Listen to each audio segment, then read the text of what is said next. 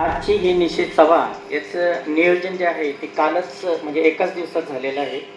पत्रकार संजय कोळसे, कुमार जंगम, तुषार बोराडे, ॲडव्होकेट सुरेंद्र पाटील खर्डे यांनी अचानक फोन केला आणि सांगितलं असं असं आहे, असं आपल्या गावात करायला पाहिजे. आणि त्यानंतर आम्ही म्हणजे काल सगळं नियोजन करून काल पोलीस स्टेशनला निवेदन दिलं आणि आज हा कार्यक्रम करतो. सुरेंद्र पाटलांनी स्वतः पर्सनली, हा कुठलाही राजकीय कार्यक्रम नाही, कुठल्या पक्षाचा कार्यक्रम नाही, हा तुमच्या आमच्या मुलाबाळांच्या भविष्याचा प्रश्न आहे.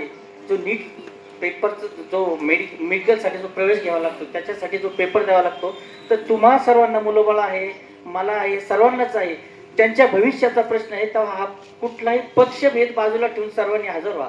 परंतु इथं म्हणजे फक्त हा ह्या पक्षाचा, तो त्या पक्षाचा, मी ह्या पक्षाचा, तो मी कसं काय जाऊ, असे अनेक अनुभव आहेत. काय हरकत नाही, तरी पण आपण सर्वजण आलात त्याबद्दल मी आपल्या सर्वांचे खूप खूप आभार मानतो. प्रश्न असा आहे की तुम्हा सर्वांना माहीतच आहे आणि सर्व वक्त्यांनी पण सांगितलेलं आहे की दिल्लीमध्ये काय झालेलं आहे. दिल्लीमध्ये जो अमानुष लाठीचार्ज झाला, अतिशय म्हणजे महिला बघितल्या नाही, विद्यार्थिनी बघितल्या नाही, मुली बघितल्या नाही. त्याच्यामध्ये गृह खातं म्हणजे देशाचं गृह खातं, हा आताच पत्रकार संजय कोळसेंनी सांगितल्याप्रमाणे आदेश दिल्याशिवाय तर लाठीचार्ज होत नाही. लाठीचार्ज जरूर करा, परंतु तो कमरेच्या खाली करावा लागतो. डोक्यावर मारणं, कपाळावर मारणं. एका मुलीच्या मेंदूमध्ये ब्लडिंग झालेलं आहे आणि त्या मुलीचं रात्री निधन झालेलं आहे. ही बातमी कुठल्याही मीडियावर आलेली नाही, टीव्हीवर आलेली नाही, कुठेही आलेली नाही. वर्तमानपत्रात ती बातमी येऊन दिलेली नाही. कारण का की आणखीन जन आक्रोश होईल म्हणून. इतकं नालायक सरकार, हा देश स्वतंत्र झाल्यापासून हा देश स्वतंत्र झाल्यापासून इतका नालायक प्रधानमंत्री ह्या देशाला मिळालेला नाही. आता कुणीतरी म्हटलं की गृहमंत्र्याचा आदेश, तो गृहमंत्री आहे तोच गुंड आहे, तोच तडीपार केलेला माणूस आहे, तो काय आहे करणार. पंजाब दिल्लीच्या सीमेवर पंजाबचे 700 शेतकरी मेले तरी पण यांना कुठल्याही प्रकारचा फरक पडला नाही. असं नालायक सरकार या देशावर आहे. जे विद्यार्थी आपला हक्क मागण्याकरता गेले होते, जे विद्यार्थी आमच्या भविष्याचा प्रश्न असं म्हणत तिथं गेले होते, काय केलं होतं. शांततेच्या मार्गाने चाललेलं आंदोलन होतं, तरी पण ते आंदोलन दडपण्याचा यांनी प्रयत्न केला. इतकं नालायक सरकार ह्या देशात कधीच आलेलं नव्हतं. नुसता धर्मेंद्र प्रधानचा राजीनामा घेऊन चालणार नाही, की या प्रधानमंत्र्याचा राजीनामा घ्या म्हणजे हे सगळे पाय उतार होती. असं नालायक सरकार पण त्या देशात आलं नाही पाहिजे. एक गोष्ट लक्षात घ्या, 70 वर्षामध्ये हा देश स्वतंत्र होऊन 75 वर्ष झाले, परंतु इतका नालायक प्रधानमंत्री या देशाला मिळालेला नाहीये.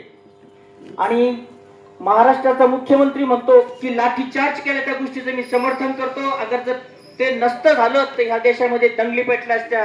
हे अर्बन नक्सलिस्ट आहे. अरे तुमच्या विरोधात बोलले तर सगळे देशद्रोही होतात.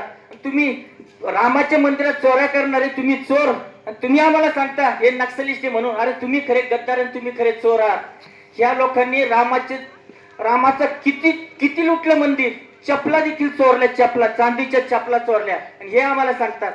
यांच्या देशाचे प्रधानमंत्री अटल बिहारी वाजपेयी बोलले होते कि जिस द्वार पर कुत्ता है, पहारा करने देने वाला कुत्ता अगर भौंका नहीं तो उसको मालूम है कि चोर कौन है. आणि यांना ज्यावेळेस विद्यार्थिनींवर लाठीचार्ज झाला तरी पण काहीच झालं नाही. राम मंदिरामध्ये चोरी झाली, कुणावरही कार्यवाही झाली नाही. अनेक म्हणजे बलात्कारांना यांनी सोडून दिलं. बलात्कारांना सोडून दिलं ते यांचे समर्थन करणारे आणि त्या बलात्कारांचा सत्कार करणारे सगळे भारतीय जनता पक्षाचे लोक होते. असं हे नालायक सरकार नुसता धर्मेंद्र प्रधानचा राजीनामा देऊन चालणार नाही, ह्या प्रधानमंत्र्याचा राजीनामा दिला पाहिजे. आणि परत हे असं नालायक सरकार कधीच आलेलं नाही पाहिजे, कधीच आलं नाही पाहिजे या देशावर. एवढंच बोलतो. फक्त मला एक घोषणा द्यायची, जिथं बऱ्याच विद्यार्थी आलेले आहेत. मी एक घोषणा देतो, तुम्ही माझ्या मागे म्हणायचं. मी तो घोषणा काय ह्या लक्षात घ्या. मी म्हणेल मुलींसाठी, मी म्हणेन आईबाप म्हणतात पुरी तू शिक, तुम्ही म्हणायचं मोदी म्हणतो परोठी शिक. आलं का लक्षात. आईबाप म्हणतात पुरी तू शिक, आईबाप म्हणतात पुरी तू शिक, आईबाप म्हणतात पुरी तू शिक. धन्यवाद. इन्कलाब जिंदाबाद.